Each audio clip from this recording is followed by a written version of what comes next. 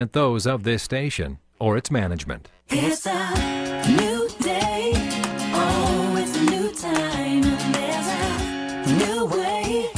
Gonna live my life all passed away. Good morning and welcome to this edition of Cover Your Assets.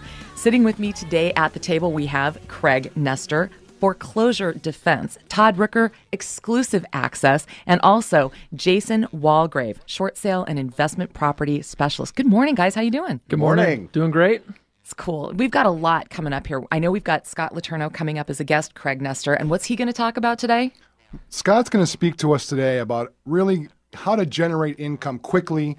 There's a lot of folks out there that are looking to either start their own business or have a business started, but really want to put more time and energy and catapult that forward. This is a fast pace to profit, and Scott Letourneau is known nationally for being able to help an entrepreneur through this process. And what's really interesting, I think, about Scott Letourneau joining us today, because we're going to talk about something, Craig, that all of you really, it touches all of your businesses.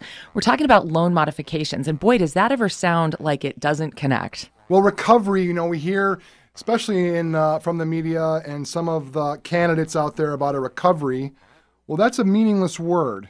If the bank is foreclosing on your home, or you're $80,000 upside down in your mortgage or underwater, and you're maxed out on your credit cards. And I see a lot of people, we talk to 3 or 4 people every day that are in this spot, and I'm seeing some similar characteristics of how people are coming into me, and they just have bad information, and they're really making bad decisions. And if you don't understand all the intricacies of the foreclosure process, you could end up homeless and unnecessarily in debt.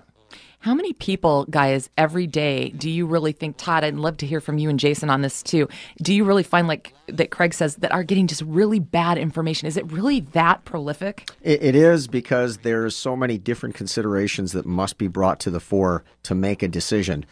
And it's fragmented information, which is just enough to be dangerous. And I say that not even in a remotely joking way.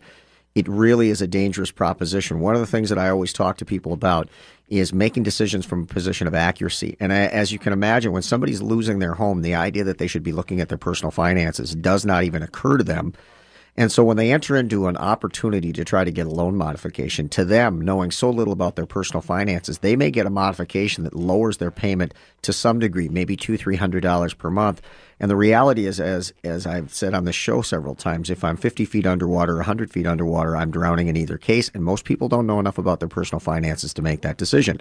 So given that 95% of the people out there who are going to attempt to get loan modifications are going to be turned down, some of which has to do with they don't understand the formulas, even of those who do, the vast majority will wind up in foreclosure. 70% of them who are offered permanent modifications will be wind up in foreclosure within 90 days of being offered that. Ooh. So they're signing on to an agreement to which is the essence of reaffirmation of a debt. They're agreeing, they're anteing up again to say, I agree to repay this debt as a promise to pay, and they don't realize that they may be no better off financially capable of making that payment than the one that they couldn't make before, but they know so little about their finances. So that's really the place to start. Without knowing everything about that client situation, general information is of very little value to them, and it really gives them 1 or 2 directions that could put them in a tough spot.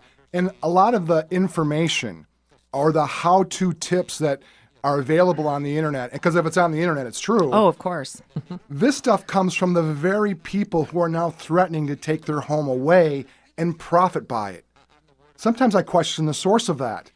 But wait a minute, Craig. I thought it was really expensive to foreclose, and I thought that the banks didn't want your house back because it's so costly. It's really one of the common things that I hear. When I speak with a homeowner, and they'll come in somewhere between 10 and 100,000 upside down, they'll say, well, look, the bank can have it because I'm upside down, and they don't want this house anyway.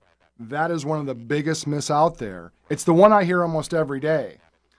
People don't know the bank does want your house. It is a very profitable adventure for them. I'm not going to try to make this too complicated, but your loans are sliced and diced and sold off in bulk, and they're graded from AAA down to the bottom there. And these tranches, as they're called, are owned by mutual well, they're mutual fund companies, pension fund companies. You can imagine all these people that have bought into your mortgage. China. You're right. Oh my God, is my 401k a slumlord? I'm just curious. You're scaring me. No. Yeah, and they're not making their payments to you, by the way. So to get all of those interests to make a decision about foreclosure, I can't even get my family to get to dinner at the table at the right time. So what I want people to know is that there's people that are actually the bank's customer. You think the bank's customer is you. It's the investor. And they can profit by foreclosing now. Because when they bought your loan, they bought it at 60 cents on the dollar. So if they're able to kick you out, clean it out, and sell it for 20% below market value, they're still going to profit. And here's why they're going to hurry to do it. Because this is a declining market. If they take that property now, they have the asset and they secure the profit. If they wait any longer, it's unknown. If they continue to take smaller amounts of money on a depreciating asset and then they take the home, they may not profit. Okay. See, that is a big myth because I always thought that the banks were not in the business to want to own property. So that's a different one. What are some of the other common things, guys, as by way of misinformation that people have about this? I think that I meet with people every week and they come in and they're getting information from so many different sources, whether it's, a coworker or on the internet or they got an article sent to them.